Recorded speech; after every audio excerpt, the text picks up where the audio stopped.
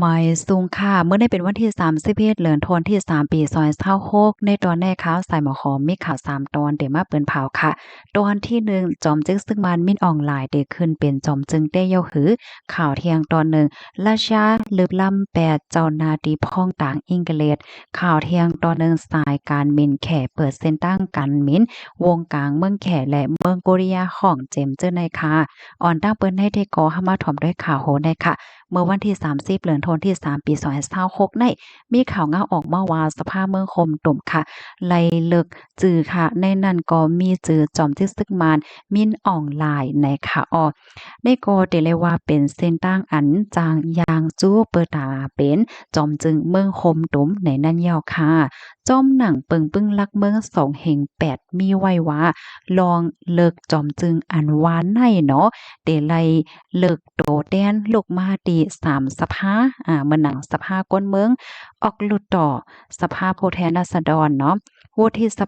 ภาสูงแทนหลุดต่อปยกโตแดนอันลูกมาดีตับซึกในค่ะแทง2ก้อนนั้นได้ก่อนไลฮู้ว่าเป็นเจ้าเคยย่างเผิกแลเจ้าคือขางเฮ็ดจังไหนคะกำในค่ะเปิ้นให้ก่อซ้ำเตขึ้นเลิกเที่ยงใน3ก้อในค่ะนะเพราะว่าก็ไหลคะแนนไหลเสียงสูงสุดในก็ไหลรับตำแหน่งตั้นเฮงเป็นจอมจึงค่ะเที่ยง2ก้อนนั้นซ้ำไหนเดี๋ยวไหลรับตำแหน่งตั้นเฮงกว่าเป็นเกียมจอมจึงหมาย1เกียมจอมจึงหมาย2นะคะอันเฮาค่ะแต่จังไลโฮแตกแรงได้ก็เรียกเป็นวันอังคารในนะคะเนาะมื้อแนวน่ะเนาะวันอังคารในค่ะนะเปิ้อตาเป็นรวงหางเฮียนโตตันหับตันเฮงตั้งการเมืองในเสียวก็เลยโคว่าในวันที่30ในค่ะนะจอมจึกซึ่งมานมินออนไลน์ในก็ไล่ปลดวางตำแหน่งตั้นเฮงอันเป็นผู้นำศึกค่ะเนาะปยกมอบอาปันดีจอมศึกหลงเยวินโอนะคะ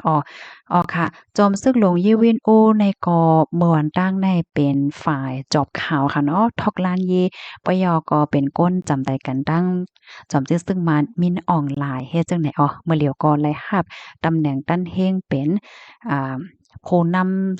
นำฝ่ายศึกสูงสุดกว่าแดนดีมินออนไลน์ในยาวค่ะลวงดีอันจอมซึ่งมันมินออนไลน์ยางเคินจู้เป็นจอมจึงในปอกำในกอมีก้นปันตั้งหันถึงแลทัดสางอยู่ตั้งน้ำในข้อมูลตอนในคาลิปีมาที่ห้องการข่าวเตอเอราวัดดีออกไว้ค่ะพี่น้องค่ะถอมข่าวงาโหในยาวหันถึงจึงหือพวงใน3ก้อนนั้นพี่น้องค่ะวนว่าก้อนไหลเนาะแลบเตเลิกแลบเตยาเปิ้นเลิกยาวก่อนไล่คะแนนสูงสุดขึ้นเป็นจอมจึงในค่ะนะป้อพี่น้องเขาวนว่าโอ้มั่นใจว่าแลบเตเป็นมีน้องหลายไหนก็ใจปันวันหนึงพองค่ะอันนี้ย้อนถามเสียงกลางใจพี่น้องเฮาเลยค่ะเนาะค่ะมื้อเหลียวได้ก็ใจผู้นำซึกยาวค่ะเนาะกำในเข้ามาถมด้วยข่าวเงาเที่ยงตอนหนึ่งค่ะมาโดยเงาลายตั้งปอตอนราชาหน่อยค่ะราชามีหลวงลึบล้ำแปดเจ้านาตีพ้องต่างอังกฤษเมื่อวันที่30เดือนธันวาคมที่3ปี2026ในมีข่าวเงาออกมาว่าเจนเซฟานเลสเบิร์กค่ะเป็นผู้นำในอันเป็นพ้องต่างของอังกฤษค่ะเนาะอันมีไว้อยู่ที่เมืองราชาอายุ29ปีเนี่ยว่าอันนี้ก็ถูกญาตั้งฝ่ายราชาเขาในลึบล้ำแปดเนี่ยค่ะย้อนก็เปนว่าราชาเขาเนี่ยก็ว่นว่าก้นในเนี่ยมีลองเฮ็ดตั้งสร้างอันเหมือนจังว่าล้อมหาล้อมเก็บล้อมด้วยข้อมูลว่าสังว่าจังไดมันจังเตื้อเคิกต่อลงมันเกิ้มหนิมเศร้าของราชาเฮ็ดจังไหนค่ะตั้งฝ่ายหลวงปอจังราชานั้นก็และแต่ตัดสินใจถอนแปดอันก้นในเสียก็สั่งให้เขาในออกเมืองราชาภายใน2 วงว่าจังไหนคะปยกปันฟังเติ้นว่าอังกฤษเต็มไล่ตอบโต้ขึ้นให้แหนขนาดน้อยย่นก็เพราะว่า2เมืองเนี่ยเขาก็มีลองตอบแต้นกันก็ตอบแต้นกันมาเพราะว่าสู่ลึกล้ำพ้องต่างเขาก็ได้ลึกล้ำพ้องต่างสู่สั่งเฮ็ดจังนั้นน่ะนะลองจำใจวงกลางสอนจึงเมืองได้ก็ในปีในได้แต่เลยว่าเงาลายบ่หลีเนี่ยค่ะย้อนก็บ่ว่าปางตึกที่อันเป็นไว้ดีในยูเครนปยกลองเข้งแข็งอันมีมาข้าวต่างหึงหลาย10ปีเนี่ยค่ะข้อมูลตอนในค่ะเลยปีมาที่ห้องการข่าว AFP ต่างไว้ค่ะลูกดีข่าวง่าโหในเสกำในเฮาสามารถถอมได้ข่าวแทงตอนหนึ่งใน สายการมินแขกค่ะเปิดเซ็นตั้งมินจูโกเรียของในเมื่อวันที่30เดือนธันวาคมที่3ปี2026เนี่ยมีข่าวงาออกมาว่าสายการมินแอร์ไชน่าค่ะในก็เปิดเซ็นตั้งการมินวงกลางปักกิ่งแล้วเป้งย่างในขอบ6ปีนะคะคือมินลำได้ก็เป็น CA121 ค่ะออกข่าวตั้งเมื่อวันที่30เดือนธันวาคมที่3เสียวก็มินจูดีเป้งย่างโกริยาของนั่นน่ะเนาะคือมินลำแรกค่ะเขาก็ใจเฮ้อมินแซนโปอิง737700ค่ะปยก็มักมันว่าเตมิน1วงไหลใน1ปอกโกวันจันทร์จังไหนลองอันปอกมาเปิดเส้นตั้งมินเทียงในปอกกำในหลายฝ่ายได้ก็หันว่ามันเป็นสายงายเงาลายอันลำลองของการหย่อนย่านปันลองปิกวันปิกเมืองของโกริยาของว่าเฮ็ดจังไหนค่ะค่ะข้อมูลตอนนี้ค่ะเลยเป็นมาที่ห้องการข่าววฟอรัมออกไว้นะคะสายงายเงาลายได้เป็นหือมาเที่ยงในเฮาค่ะก็ปักดาไปด้วยกว่าเฮ็ดจังไหนค่ะเนาะพี่น้องค่ะรับถอมยาวหันถึงซึ่งหือพวงนะคะเนาะก็ปันตั้งหันถึงมาลายนะคะนะเงาลายที่ในเมืองคมตุ่มลูกเดสึกเป็นหือกว่านะคะเนาะมื้อในวันอังคารค่ะนะว่นว่าเปิ้นว่นว่ามื้อในค่ะเนาะตอนกลางวันอำนั้นไหว้วันอำนั้นกลางค่ำเรียบติโคแตกแล้งเหย้าในค่ะเนาะว่าผู้ไลภัยเนาะเตมาเป็นจอมจึงเมืองคมตุ่มก็สืบก่อนได้จังไหนค่ะ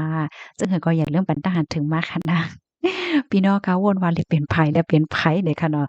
พอตักหวานได้อะโลตักหวานแก่เลยเนาะค่ะลูกตีข่าวเงาโหในเหตุและกำในเฮามาถ่อมด้วยขันคำอินเนาะ ขันค่ำในวันเหมือนในๆเฮามาด้วยขันค่ำเมืองไทยอ่อนดังค่ะเนาะค่ำแตงค่ะเพราะว่าเฮาค่ะมีสีกว่าขาย1วัดในเฮาค่ะเนี่ยก็เตขายไลอยู่73,000ปากเพราะว่าก็ซื้อซ้ำแต่ละปันอยู่75,000ปากค่ำหางเคิงเพราะว่าเฮามีเสกว่าขาย1วันในเด็กขายไลอยู่68,000เฮง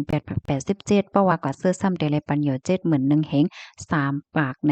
เหมือนหังคันค่ำคืนมากขึ้นค่ะเนาะ เข้ามาด้วยขันค่ำที่ในเมืองไต้เมืองคมตุ่มอีกหนึ่งเนาะค่ำแตงค่ะเพราะว่าเฮาค่ะมีสีกว่าขายเพราะว่าในจึงไหนกำค่ะนะค่ำแตงเนาะ16แปเย่เพราะว่าเฮาค่ะมีเสียกว่าขาย1วันในเฮา1แก๊บในเฮาได้ขายเลยอยู่10,50,000โอ๊ยกันต่อ10,540,000ค่ะเพราะว่าก็ซื้อซ้ำได้ปานนี้10,640,000ในค่ำหางเคิงเพราะว่าเฮามีสิกว่าขาย1แก๊บในได้ขายละอยู่9,920,000เพราะว่าก็ซื้อซ้ำเตเลยปันอยู่10,000,000ปลาย20,000ในค่ะนี่ก็เป็นคันค้ำเมืองใต้เมืองห่มตุ่มว่าจังไหนค่ะยินจมพี่น้องค่ะกูก็ดีรับถอมปันแห้งค่ะเนาะรับถอมยาวปันไข่ปันทหารถึงเพิ่มเติมข้อมูลจังหือในก็เพิ่มเติมมาเลยอยู่ค่ะเอาไม่ทรงค่ะ